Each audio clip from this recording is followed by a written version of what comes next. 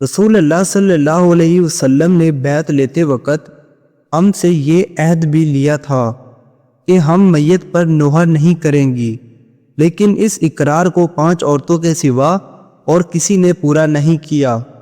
یہ عورتیں ام سلیم، ام اولا، ابو صبرہ کی صاحبزادی جو معاذ کے گھر میں تھیں، اور اس کے علاوہ 2 عورتیں، یا یہ کہا کہ ابو صبرہ کی صاحبزادی، معاذ کی بیوی، اور ایک دوسری خاتون۔ صحیح بخاری حدیث نمبر 1306۔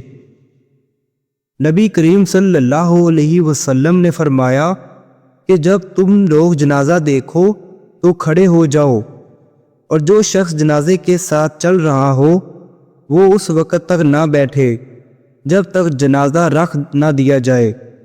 صحیح بخاری حدیث نمبر 1310۔